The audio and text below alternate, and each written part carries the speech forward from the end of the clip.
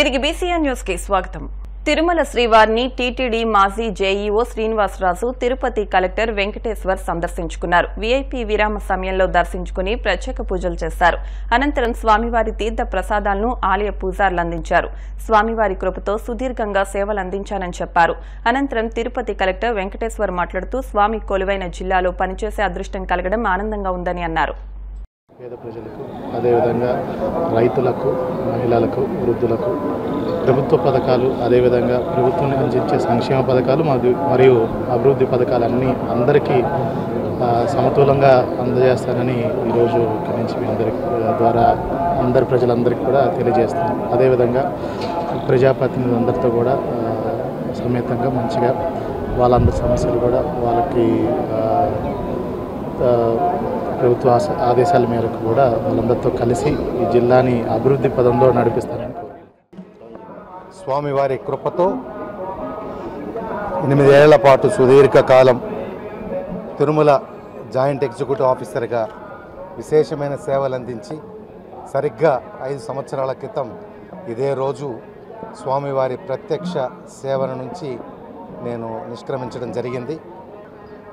ఎంతోమంది లక్షలాది మంది స్వామివారి భక్తులు, వేలాది మంది పరిచయస్తులు, స్థానికులు, ముఖ్యంగా నన్నెంతో అభిమానించే తిరుమల తిరుపతి దేవస్థానం ఉద్యోగులు అందరూ కోరుకున్నట్లుగా ప్రారంభంలో లేని విషయం కాబట్టి ఇక్కడికి ఈవోగా రాగలిగే గొప్ప అదృష్టము రాసిపెట్టలేదు. వారందరి మనస్సులు గాయపడినందుకు నా ప్రారంభంలో లేని విషయం వల్ల అలా జరిగింది కాబట్టి అందరినీ కూడా మన్నించమని, మీ ప్రేమకు సదా శిరస్సు వంచి నమస్కరించడం తప్ప చేయగలిగింది ఏమీ లేదని కూడా తెలియజేసుకుంటున్నాను. తిరుమలకు వచ్చేటటువంటి లక్షలాది మంది భక్తులకు, ఏటా వచ్చే సుమారు 3 కోట్ల మంది భక్తులకు సేవలు అందించడానికి మనకు సాధనము తిరుమల తిరుపతి దేవస్థానంలో పనిచేసే ఉద్యోగులు. వారి పట్ల ప్రేమానురాగాలతో వ్యవహరిస్తేనే వారికి కూడా అదే భావనతో భక్తులకు సేవలు అందించడానికి అవకాశం ఉంటుంది. ఈ యొక్క సూక్ష్మాన్ని అందరూ గ్రహించి ఆ విధంగా ఎప్పటికీ పరిపాలన కొనసాగాలని చెప్పేసి నేను కోరుకుంటూ ఉన్నాను. భగవాన్ రమణ మహర్షి గారు చెప్పి ఉన్నారు కాబట్టి మన ప్రారంభంలో లేని విషయం అది. కాబట్టి స్వామి యొక్క ఆజ్ఞకు శిరసావహించి కోరిన కోరికలు తీరకపోయినా కూడా స్వామివారు అనుకున్నదే అన్నిటికన్నా కూడా గొప్ప విషయం అని భావించి నేను ఈరోజు ఇక్కడికి వచ్చి తలనిలాలు సమర్పించి 5 సంవత్సరాలు పూర్తయింది తిరుమలను వదిలి అన్న సందర్భాన్ని పురస్కరించి ఇక్కడ రావడం జరిగింది. కాబట్టి ఇంకా స్వామివారి సేవకు అవకాశం లేదు కాబట్టి ఇంకా చివరి 11 నెలలు ఇక్కడికి వచ్చి హైదరాబాద్లో స్థిర నివాసం ఉన్నటువంటి వాడిని కాబట్టి అవసరం లేదు కాబట్టి నేను స్వచ్ఛంద పదవి విరమణ తీసుకోవడం జరిగింది. తర్వాత తెలంగాణ ప్రభుత్వం నన్ను ఇన్ఫ్రాస్ట్రక్చర్ ప్రాజెక్ట్స్ సిఎస్ఆర్ ఫండ్స్కు సలహాదారుగా, ప్రభుత్వ సలహాదారుగా నియమించడం. జూబ్లీ హిల్స్ లో తెలంగాణ ముఖ్యమంత్రి రేవంత్ రెడ్డితో ఏపీ ముఖ్యమంత్రి చంద్రబాబు నాయుడు సమావేశం కానున్నారు. ఈ క్రమంలో ఇద్దరు సీఎంల భేటీపై సిపిఐ నేత నారాయణ ఆసక్తికర వ్యాఖ్యలు చేశారు. తెలుగు రాష్ట్రాల ముఖ్యమంత్రుల భేటీ కత్తిమీద సాము లాంటిదని అభివర్ణించారు. ఎక్కడైనా తేడా వస్తే తెలంగాణ ద్రోహిగా రేవంత్ రెడ్డిపై ముద్ర వేసేందుకు ప్రత్యర్థులు సిద్దంగా ఉన్నారంటూ కామెంట్ చేశారు. అదేవిధంగా రెచ్చగొడితే 2 రాష్ట్రాల సమస్యలకు పరిష్కారం లభించదని పేర్కొన్నారు. ప్రశాంత వాతావరణంలో కూర్చుని సామరస్యంగా సమస్యలు ఒకటి తర్వాత మరొకటి పరిష్కరించుకోవాలని సూచించారు. మరోవైపు అపరిష్కృతంగా ఉన్న విభజన సమస్యలు మరింత జటిలం కాకముందే ఏకాభిప్రాయంతో ముందుకు వెళ్లాలని అన్నారు. ఉమ్మడి ఆంధ్రప్రదేశ్ నుంచి తెలంగాణ రాష్ట్రం విడిపోయిన తర్వాత తెలుగు మాట్లాడే ప్రజలు 2 రాష్ట్రాలకు ఏర్పడినారు. ఇది భౌగోళికంగా తెలంగాణ ఆంధ్ర విడిపోయింది తప్ప తెలుగు మాట్లాడే ప్రజానీకం మీద వైషమ్యం ఉండాల్సిన అవసరం లేదు. ఒకప్పుడు సెంటిమెంట్ మీద పనిచేసింది. ఆ సెంటిమెంట్ యాంటీ ఆంధ్రగా వాడుకోవడానికి ప్రయత్నించారు.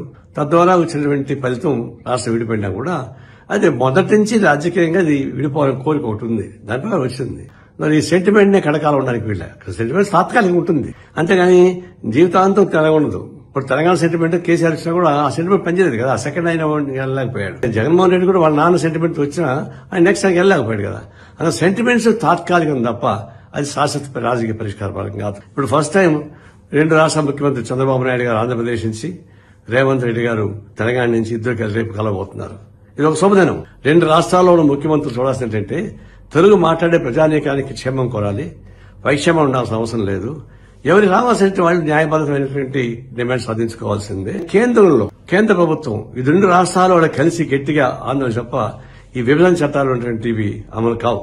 అలాంటప్పుడు ఇద్దరు కలిసి అన్యాయంగా మాట్లాడుకోవడం, ఎవరి హక్కులను వాళ్ళు కాపాడుకుంటాం, రైట్స్ వాళ్ళు కాపాడుకోవచ్చు, తప్పేం లేదు. పట్టుడిపులతోటి పరిష్కారం చేసుకుంటే మంచిది. ఇది ఒక ఇప్పుడు పోలవరం సమస్య ఉంది, భద్రాచలం మునికి మాకు దారి కావాలని వాళ్ళు అంటున్నారు, పోలవరం కట్టాలంటే ఆంధ్రప్రదేశ్ ప్రాంతం కావాలంటున్నారు. ఇవి కూడా చర్చించుకోవచ్చు. ఇవన్నీ చర్చించుకోవడం ద్వారా సామరస్యంగా నీటి సమస్య పట్టే. కానీ గతంలో ఉమ్మడి రాష్ట్రంగా ఉన్నప్పుడు కూడా ఈ నీటి సమస్య ఉండేది, అయితే అంతర్గతంగా ఉండేది. ఇప్పుడు బహిరంగ వచ్చేసింది. ఈ సమస్య పరిష్కారం చేసుకోవాల్సింది. ఏదైనా సరే ఇద్దరు ముఖ్యమంత్రులు సానుకూలమైన పద్ధతి చర్చించుకుంటే మంచిది. తెలంగాణ ముఖ్యమంత్రికి కత్తి మీద సాగు లాంటిది. ఇది ఏమాత్రం ఏది మాట్లాడినా ఇది ఆంధ్ర ద్రోహం చెప్పేసి రెచ్చగొట్టే వాళ్ళు కొంతమంది ఉన్నారు ఇక్కడ.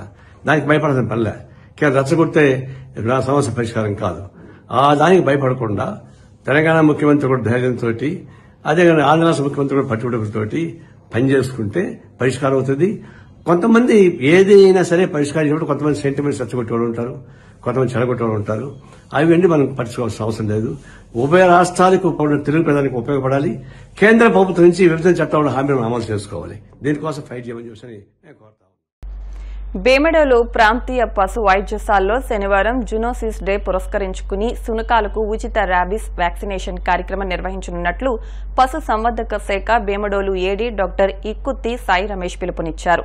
శుక్రవారం సాయంత్రం భీమడోలు ఏడీ కార్యాలయంలో ఏడీ సాయి రమేష్ మాట్లాడుతూ జూలై 6వ తేదీ శనివారం ఉదయం 9 గంటల నుండి భీమడోలు, ద్వారకా తిరుమల, ఉంగుటూరు, నెడమర్రు మండలాల పరిధిలోని పశు వైద్యశాలల వద్ద ప్రభుత్వం ఉచిత ర్యాబీస్ వ్యాక్సినేషన్ నిర్వహించేందుకు ఏర్పాటు చేస్తున్నారన్నారు. పశువుల నుంచి మనుషులకు సోకే ర్యాబీస్ వల్ల కలిగే ఇబ్బందులను గుర్తించిన శాస్త్రవేత్త లూయి పాచర్ జూలై 6న తొలిసారిగా ర్యాబీస్ వ్యాక్సిన్ వేసి దీన్ని అదుపు చేశారని, ఆయన సంస్మరణార్థం ప్రభుత్వం ఆయన పేరున జూనోసిస్ డేను నిర్వహిస్తున్నట్లు ఏడీ సాయి రమేష్ తెలిపారు. ర్యాబీస్ వ్యాక్సిన్ తీసుకోవడం వల్ల కుక్క కరిచినప్పటికీ కాటుకు గురైన వ్యక్తికి ప్రమాదం ఉండదన్నారు. వ్యాక్సినేషన్ కార్యక్రమం శనివారం ఉదయం 9 గంటల నుంచి సాయంత్రం 4 గంటల వరకు ఉచితంగా కొనసాగుతుందని ఏడీ సాయి రమేష్ తెలిపారు. జూలై 6వ తారీఖున మొత్తం ప్రపంచమంతా జూనోసిస్ డేగా సెలబ్రేట్ చేస్తున్నారు. దీనికి కారణంగా అన్ని కుక్కలకి యాంటీ ర్యాబీస్ వ్యాక్సిన్ చేస్తారు ఉచితంగా. కావున అందరూ యాంటీ ర్యాబీస్ వ్యాక్సిన్ చేయించవలసిందిగా కోరుచున్నాను. ప్రతి ఒక్క కుక్క యజమానికి ఇది విన్నపము. మా డైరెక్టర్ గారు డాక్టర్ రెడ్నం అమరేంద్ర కుమార్ గారు, మా పశు సంవర్ధక శాఖ అందరికీ ఈ ర్యాబీస్ వ్యాక్సిన్ అందరికీ అన్ని పశు వైద్యశాలలకి ఉచితంగా చేయమని ఆదేశించారు. కావున మీరందరూ కుక్కల యజమానులు అందరూ వచ్చి ర్యాబీస్ వ్యాక్సిన్ చేయించడం వల్ల జూనోసిస్ వ్యాధి రాకుండా ఉంటుంది. భీమడోలు మండలం నుంచి 4 మండలాలు ఉంగుటూరు, భీమడోలు, ద్వారకా తిరుమల, నెడమర మండలంలో అందరూ కుక్కల యజమానులు అందరూ రేపు ఉదయం 9 గంటల నుంచి సాయంత్రం 4 గంటల వరకు అన్ని కుక్కలకి వ్యాక్సిన్ చేయించుకోవాల్సిందిగా కోరుచున్నాము. ప్రాంతీయ పశు వైద్యశాలే కాదు, పశు వైద్యశాల, రూరల్ లైఫ్ స్టాక్ యూనిట్స్ అన్నిట్లోనూ ఉచితంగా ఈ యాంటీ ర్యాబీస్ వ్యాక్సిన్ చేయించుకోవాల్సిందిగా కోరుచున్నాం. యాంటీ ర్యాబీస్ వ్యాక్సిన్ వల్ల చాలా ఉపయోగం ఉంది. ఏంటంటే ఒకసారి ఈ ర్యాబీస్ వ్యాధి వచ్చినచో దానికి మందు లేదు, టీకా వల్లనే సాధ్యమైనది. అందుకని మీరందరూ ర్యాబీస్ వ్యాక్సిన్ చేయించుకోవాల్సిందిగా కోరుచున్నాను. ఈ వ్యాక్సిన్ జూలై 6న కుక్కలకి ప్రతి పశు వైద్యశాల మొత్తం రాష్ట్రం మొత్తం మా డైరెక్టర్ గారు రెడ్నం అమరేంద్ర కుమార్ గారు ఆదేశించడం వల్ల ఈ వ్యాక్సిన్ ఉచితంగా చేయబడును. వార్తలు ముగించే ముందు ముఖ్యాంశాలు మరొకసారి. పాయకరావుపేటలో హోంమంత్రి అనిత సుడిగాలి పర్యటన, పాఠశాలను సందర్శించి సమస్యలపై ఆరా.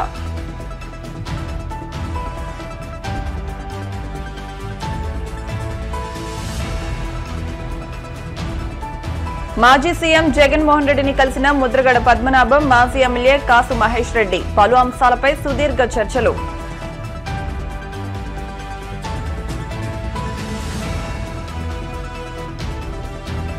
పర్యావరణానికి హాని కలిగించే కోనా కార్పస్ చెట్లను తొలగించండి, ప్రాణవాయువు విడుదల చేసే మొక్కలే నాటాలన్న కాకినాడ కలెక్టర్ షాన్ మోహన్ సగిలి.